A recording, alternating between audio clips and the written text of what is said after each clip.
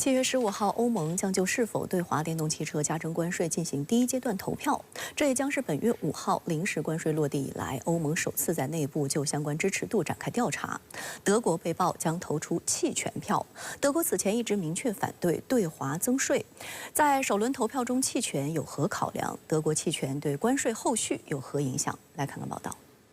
据英国路透社13号报道，欧盟成员国将于当地时间15号通过书面及保密方式，就是否对华电动汽车加征关税进行投票。这也是欧盟内部对欧委会关税举措支持率的首次官方测试。值得一提的是，这轮投票不具法律效力。有消息人士透露，德国届时计划投下弃权票。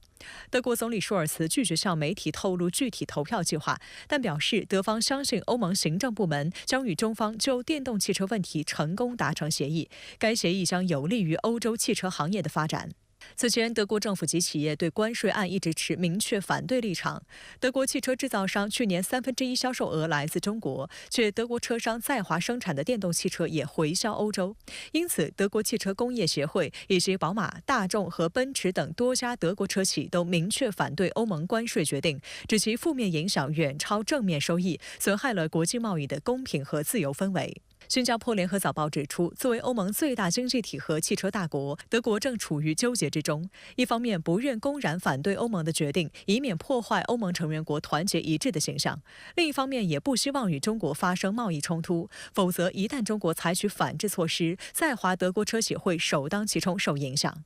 其他欧盟成员国中，匈牙利明确反对加征关税，而另一主要经济体法国则是关税案的坚定支持者。其他成员国对如何投票上摇摆不定。那么一方面，德国车企在中国工厂生产的电动车同样会受到这种关税的波及。那么并且呢，中国有可能会采取反制措施。那么对德国整个汽车产业来说它受到的影响是最大的。但与此同时另一方面，在对华关系中去风险，防止在某些领域过度对华依赖，是欧盟的对华既定方针。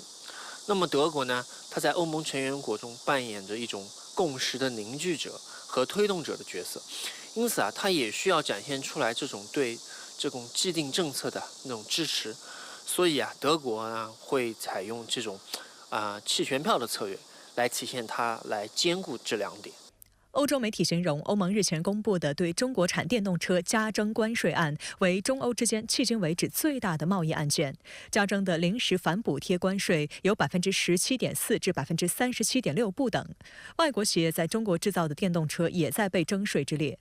从7月5号开始，这些临时关税有4个月的期限，期间欧盟成员将就是否正式加征额外关税进行投票，最终在11月决定，一旦生效，为期5年。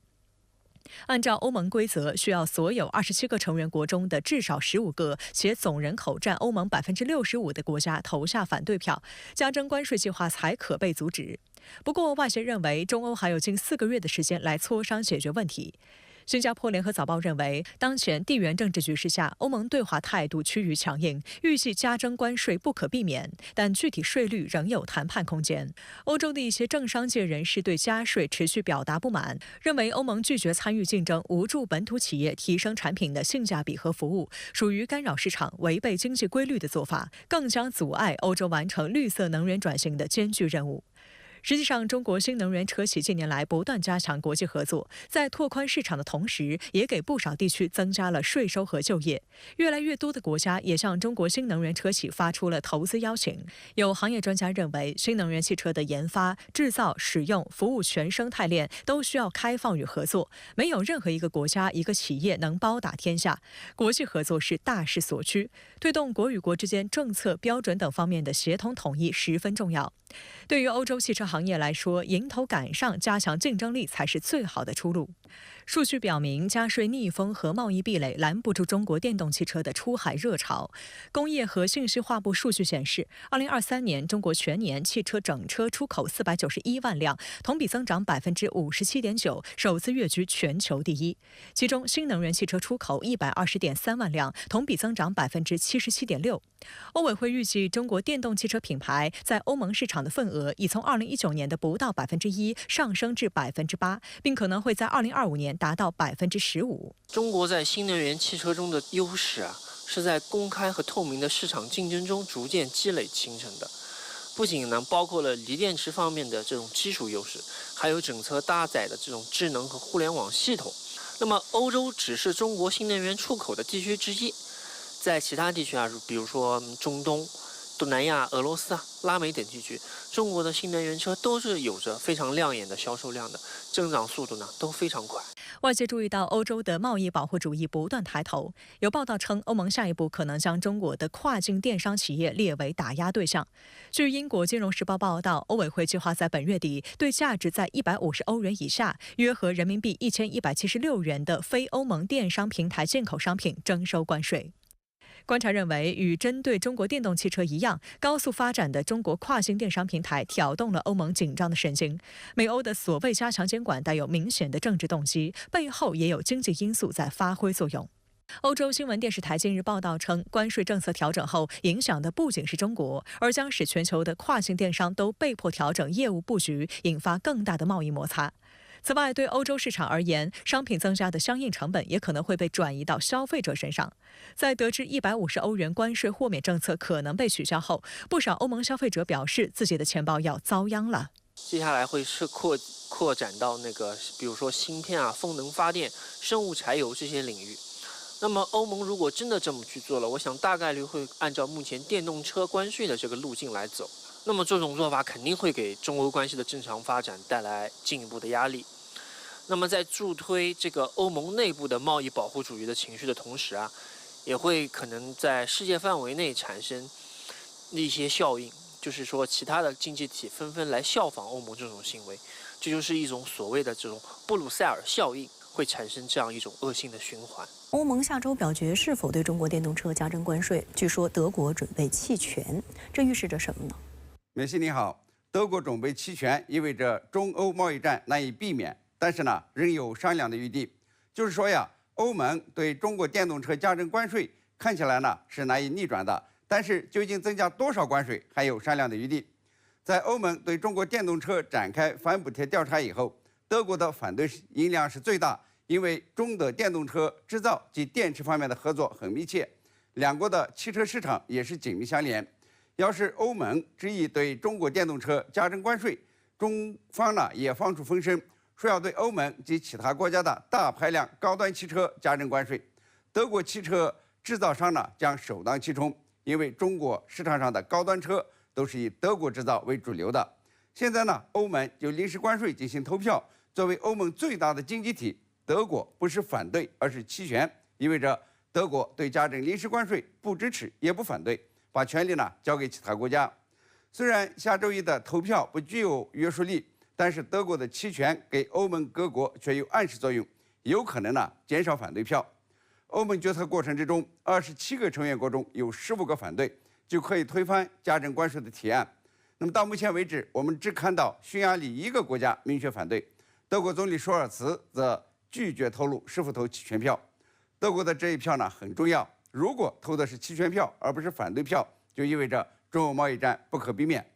目前呢，欧盟委员会和中国政府在进行谈判，很可能的结果是欧盟对中国电动车加征关税，但是税率呢可能要下调。欧盟委员会自7月5日起开始对中国电动车加征17.4%到37.6%不等的临时关税，4个月后呢将正式加征关税，5年期限。现在呀，中欧双方的谈判重点或许呢将转变为关税税率问题。中国宣布对欧盟机电产品进行反调查，主要涉及铁路、机车、光伏、风电、安检设备等产品，意味着中欧贸易紧张在加剧。有评论认为，中国的反制相对克制，是否意味着中欧贸易战还有挽回余地？起码不要变成全面贸易战。您如何看呢？的确，中国的反制呢比较克制，有些呢是被动应对的，因为呢中国不想和欧盟打贸易战。中国知道呀，贸易战的后果是两败俱伤。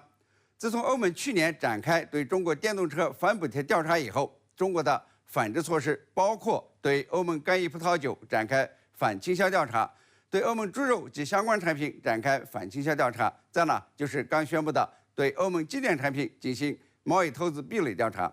中国的反制呢，其实是在发挥降温的作用，努力的避免中欧展开全面贸易战。但是现在的形势在急剧的变化，欧盟呢很可能在贸易战上对华强硬，不排除中欧发生低烈度的全面贸易战。首先呢，刚结束的华盛顿北约峰会把中国置于欧盟的所谓安全威胁，这个安全呢包括经济安全，所以欧盟为了保护自己的汽车工业，可能对中国电动车加征关税，由此呢引发中欧间不断的加码，在不同的产品上相互加征关税。其次呢，特朗普遇刺以后重返白宫的可能性大大增加，会影响欧洲的领导人向特朗普的政策看齐。特朗普抛出的竞选纲领声称呢要取消中国最惠国待遇，对中国进口产品加征60%的关税，可能呢会促使欧盟委员会跟进。欧盟委员会下一任主席很可能仍然是亲美的冯德莱恩，他对中国呢不友好，可能发挥关税大棒。最后，欧洲各国政治动荡，有向右转的迹象，右翼和极右翼政党都是强调保护国内产业和就业，有排外倾向。欧盟的3个大国，法国刚刚举行议会选举，极右翼政党崛起，左中右3分天下，政治谈判不排除呢通过对华贸易战来寻找政治共识。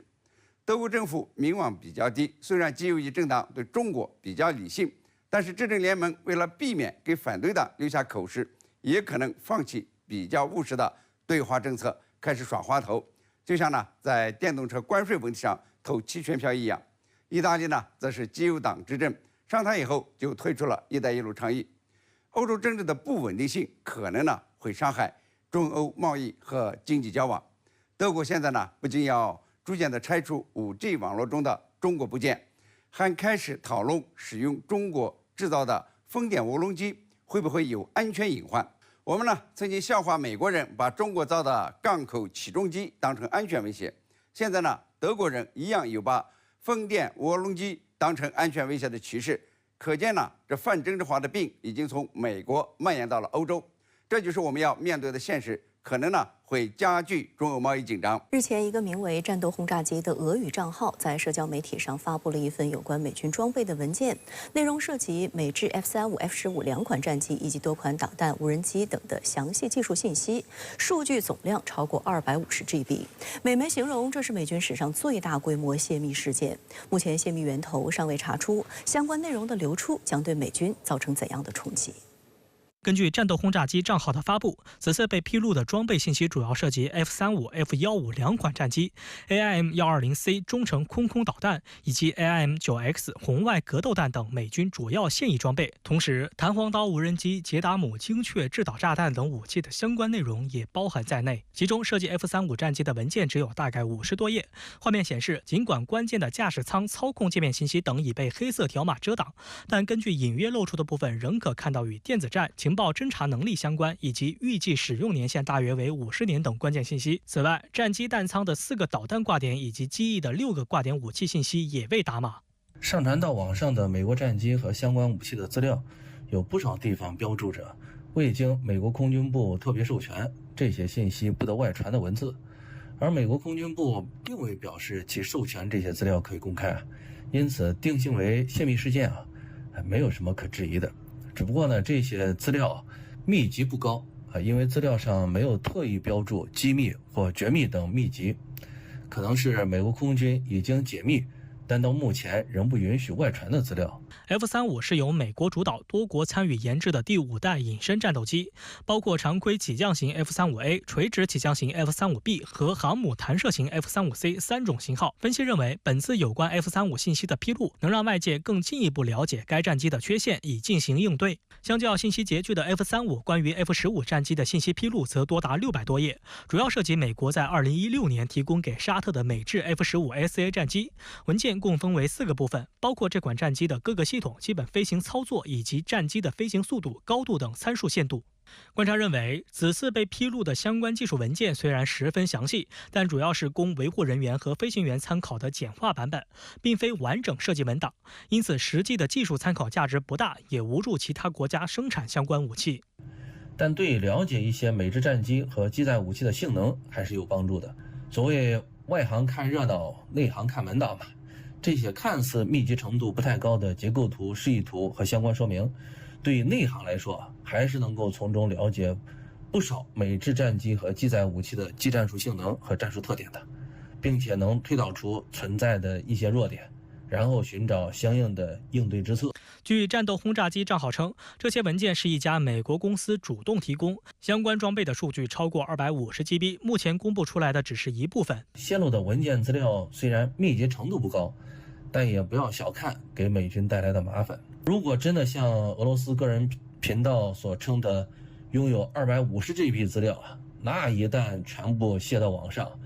对美军带来的麻烦可能就大了去了。恐怕大量美制作战平台和武器的弱点都将会被其他国家所掌握。而对于此次美军装备数据的大规模外泄事件，五角大楼仍保持沉默，泄密来源目前也尚未查出，而各方对于这些数据的真实性和严重程度则说法不一。香港南华早报称，提供这些文件的可能是美国军工企业或者是冒充他们的第三方，其中包括从机密到公开的各类信息。而此次 F-35战机相关文件显然经过编辑，这或许显示他们已经解密。实际上，这种公开的做法并不少见。例如，即使是涉及当前仍在服役的 U-2侦察机这类敏感项目的文档，也可能在某种程度上被解密并对外公开，前提是经过严格的审查和处理，确保不泄露关键的战略信息。英国飞行国际网站称，今年军事装备的涉密数据网络外泄事件频繁发生。去年12月，某暗网数据交易平台上有人宣称售卖一份受到出口管制的美制军用飞机手册，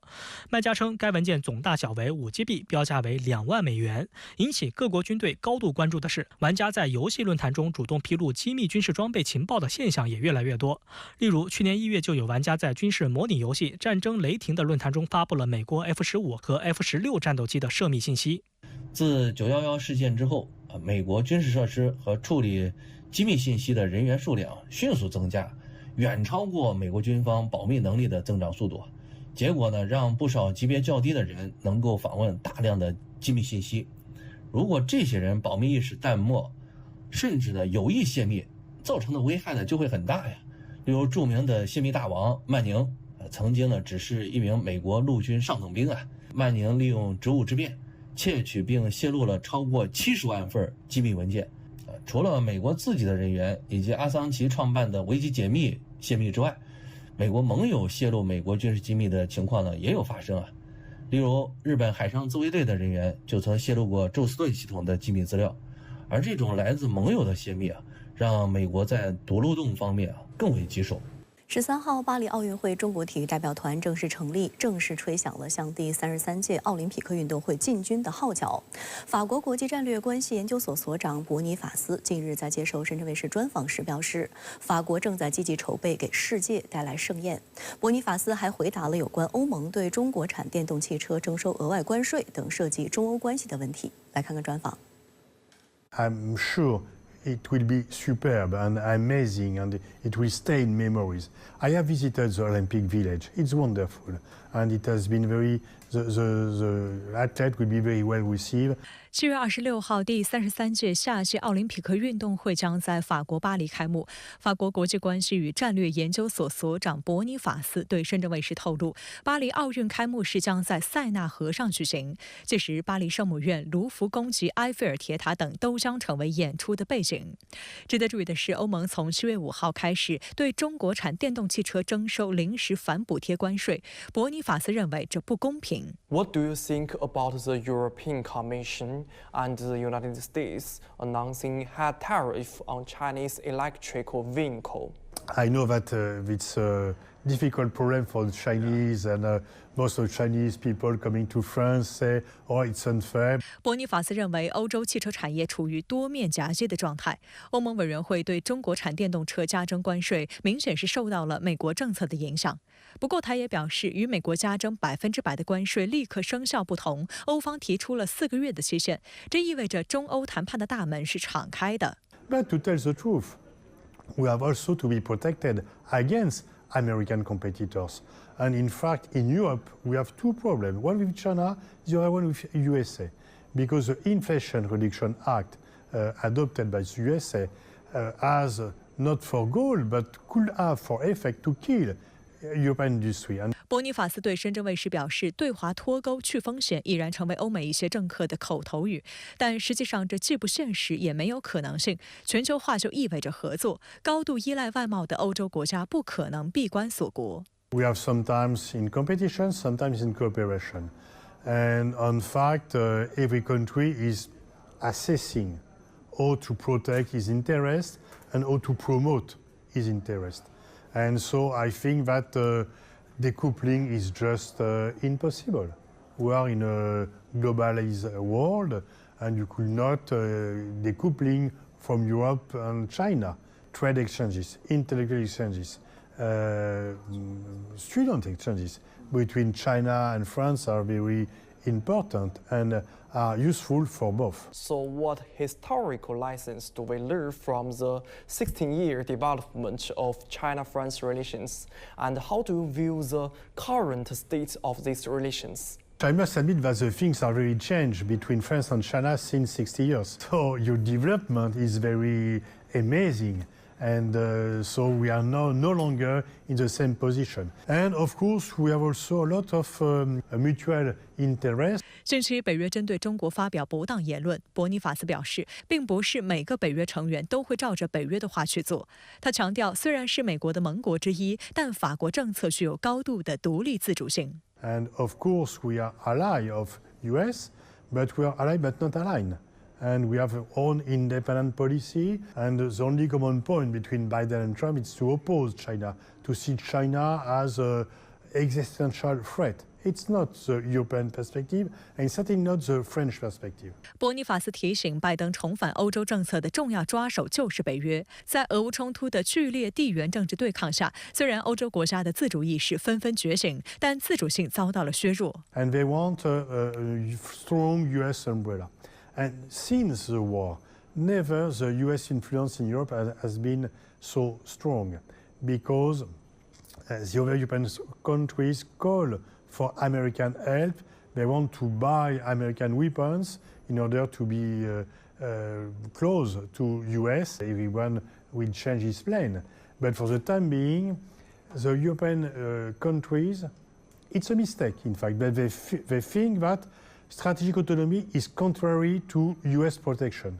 In fact, strategic autonomy is not against the alliance. Strategic autonomy is against the dependency, which is very different. 刚刚结束北约峰会行程的日本首相岸田文雄，当地时间12号到访柏林，并与德国总理舒尔茨举行会谈。日德双方重点讨论了防务领域合作。日本近年来不断强化和包括德国在内的北约国家的军事合作，为北约染指亚太提供助力。这一系列举动将如何影响亚太局势？来看看报道。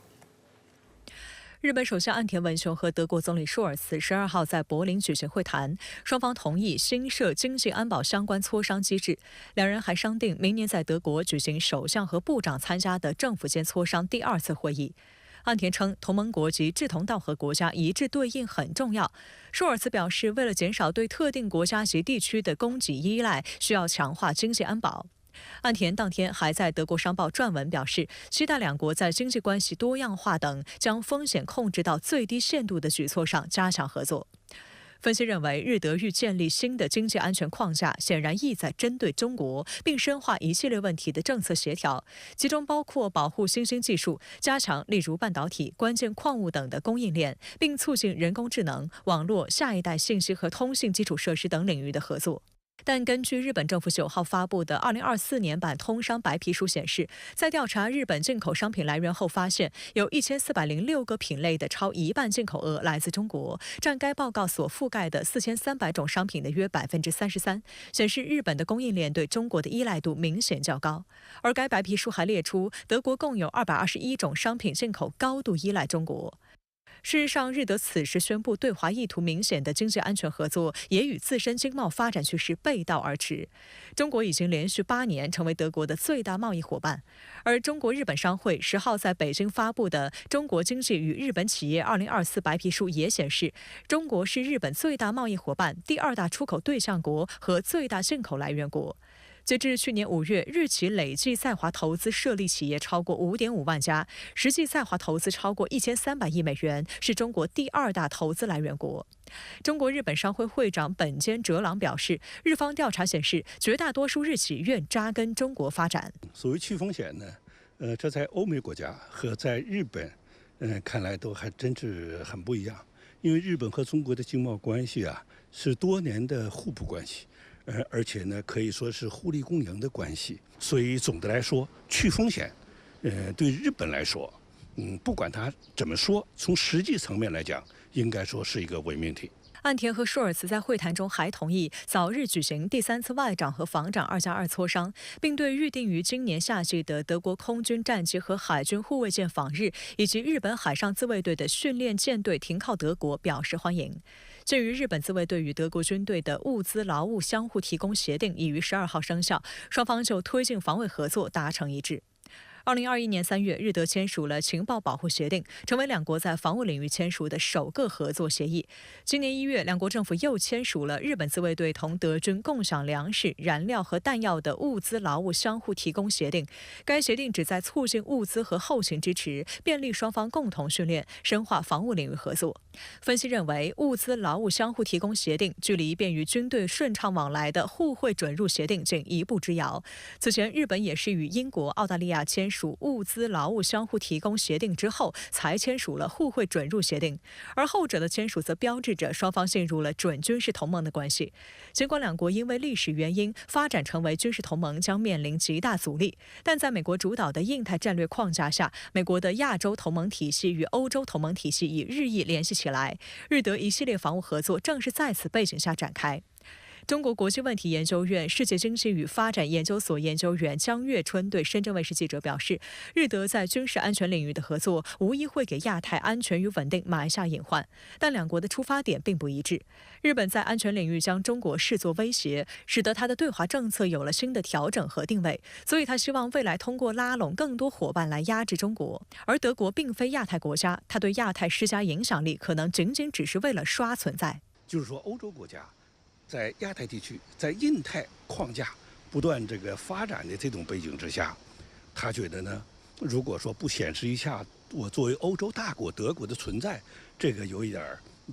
点失体面，所以我认为他主要是为了刷存在感。所以双方的出发点还是不相同的，因此呢，未来的走向和发展呢，应该说也不会有太大的空间。除了德国，日本近年来还不断强化同其他北约欧洲国家的防务安全合作，其中就包括与英国签署互惠准入协定，以及与英国、意大利联合研制第6代战机。朝日新闻报道说，2022年日本自卫队在日本国内和周边地区同北约欧洲成员国进行的联合演练只有2次，2023年这一数字增加到了6次。有观点认为，日本逐步强化与欧洲国家的关系，作为对日美同盟的补充，是希望以切香肠的方式逐步突破和平宪法的限制，而这不仅将破坏地区安全稳定，制造地缘冲突风险，也将加剧日本自身的安全困境和发展困局。本周在美国华盛顿举行的北约峰会是岸田文雄连续第3年受邀出席，也是北约连续第3年邀请日本与韩国、澳大利亚、新西兰等亚太4国参加。中国外交部发言人林健12号表示，以美国为首的北约作为冷战遗存和全球最大的军事集团，一边声称自己是区域性防御性组织，一边不断渲染地区紧张局势，制造阵营对抗，为加强与亚太地区国家勾连寻找借口，以引起地区国家高度警觉。有观察指，岸田近期对外动作频频，一定程度是希望通过外交成果来挽回国内局面。外界注意到，就在岸田出访期间，日本自卫队涉及不当处理机密、职权骚扰、骗取4300万日元潜水津贴等丑闻持续扩大。日本防卫省12号宣布对218人进行纪律处分，其中受处分最高的是海上自卫队幕僚长酒井良辞职。此外，作为防卫省事务方面一把手的事务次官增田和夫，作为自卫队武官最高领导的统合幕僚长吉田圭秀、陆上幕僚长和航空幕僚长、情报总部长这5名最高干部受到依照内部规定的训诫。岸田当地时间11号在美国向媒体表示，对给国民造成担忧致歉。防卫大臣木原忍则自愿退还1个月薪金。他12号在内阁会议后的记者会上就一系列丑闻致歉。今回公表したいずれの事案も国民の信頼を裏切る決してあってはならないものです。再発防止策を徹底し、二度とこうしたことが起きないよう防衛省自衛隊一丸となって取り組み、国民の信頼を取り戻していきたいと考えています。日媒称，这是日本史上涉防卫省和自卫队最大规模的处分，各组织的最高干部同时遭处分，实属罕见。自卫队早前已传出贪污丑闻，指有海上自卫队成员涉嫌收受防卫装备生产商总值超过8亿日元的贿赂，一系列丑闻令防卫省和自卫队名誉受损。日本首相岸田文雄开启了履职以来的首次访德行程。那么，如何来看待日本方面频频向西方靠拢，更是主动侵略欧洲方向的举动呢？岸田首相此访德国有几个背景需要梳理一下。首先呢，这是自2017年以来首次有日本首相访问德国。其次，这也是岸田首相在结束美国访问行程、参加完北约峰会之后的访欧行程。再者，要从历史的行程上看，这也是日本与德国这对冤家非常罕见的拥抱在一起。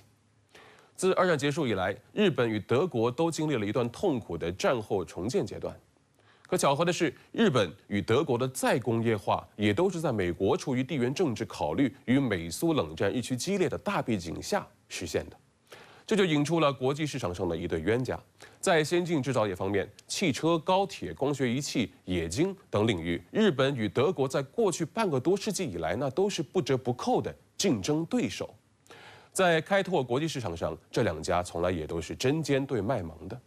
可现如今啊，事情正在起变化。随着中国实现了工业化，日本与德国同时感受到了来自 Made in China 的压力。